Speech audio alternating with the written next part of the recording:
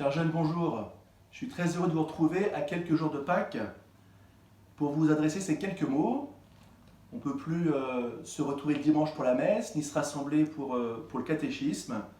Et je voulais pour autant vous rappeler, vous signifier qu'on ne vous oublie pas, que je pense, que je prie pour vous, et en particulier pour vous tous qui préparez votre première communion.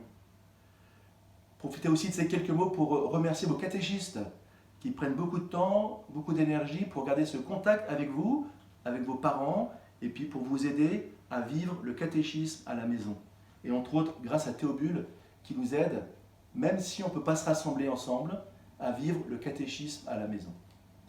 Alors je vous retrouve chez moi, dans ce petit coin prière où je me retrouve chaque jour pour la messe, que je célèbre quotidiennement, et pour vous entre autres. Je vais vous présenter quelques-uns de ces saints qui m'accompagnent durant ce temps de confinement. La Vierge Marie, Saint Jean-Marie Vianney, le patron des prêtres, et puis Saint Benoît. Et puis vous savez, le confinement c'est long pour tout le monde. Et en face, voilà, j'ai quelques DVD qui accompagnent mes soirées, et puis les bandes dessinées auxquelles je suis attaché, que j'aime relire régulièrement. On est donc à quelques jours de Pâques, et j'aimerais d'abord qu'on se rappelle et qu'on grave dans son cœur que Pâques, c'est le moment le plus important pour un chrétien.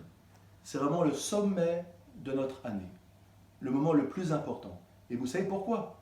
Parce que Pâques, c'est le jour où on fête la mort et la résurrection de Jésus. Voilà. Redites-le après moi. On fête la mort et la résurrection de Jésus. La mort et la résurrection de Jésus. Et c'est donc pour nous le moment le plus important. Pour un chrétien, c'est le moment le plus important.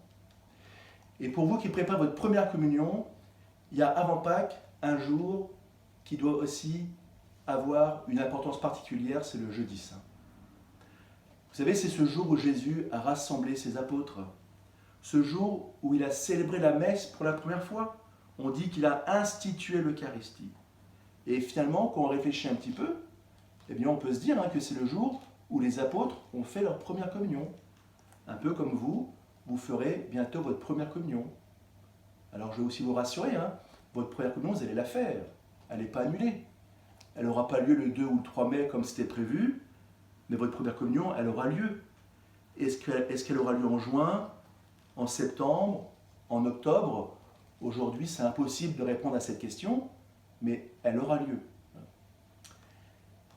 Et donc du coup, c'est bien parce qu'elle aura lieu qu'on veut continuer à se préparer à sa première communion. Alors j'aimerais vous donner 3 conseils. 3 conseils pour vous aider à vivre le catéchisme à la maison et pour vous aider en particulier à le vivre en se disant « je continue à préparer ma première communion ». Le premier conseil, il est tout simple, c'est Théobule. Voilà, Théobule. Théobule, dont on vous envoie un petit lien chaque semaine. Et puis après Pâques, on vous enverra les épisodes relatifs à la première communion. Ça, c'est le premier conseil. Le deuxième conseil, c'est le jeudi saint. J'aimerais vous inviter à regarder à la télévision la messe du jeudi saint. Alors, elle n'est pas facile à trouver parce qu'elle est sur une chaîne particulière qui s'appelle KTO. C'est une chaîne de télévision chrétienne. Peut-être que quelques-uns ont KTO sur leur bouquet numérique. Et si vous ne le trouvez pas, vous pouvez trouver la chaîne sur Internet, ktotv.fr. Et jeudi à 18 h, vous pourrez voir en direct la messe du jeudi saint, célébrée par le pape François en direct de Rome. Et ça, c'est le deuxième conseil que je vais vous donner. Et le troisième, il est autour de la prière. Et en particulier la prière des 5 doigts.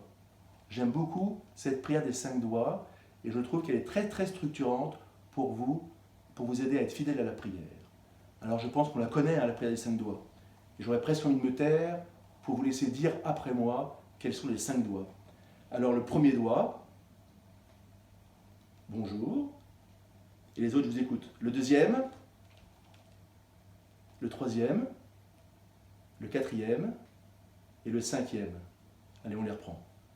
Bonjour, merci, pardon, s'il te plaît, et je t'aime. Voilà une manière toute simple pour vivre un beau temps de prière.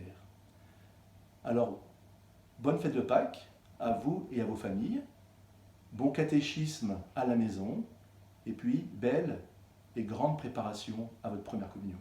À très bientôt.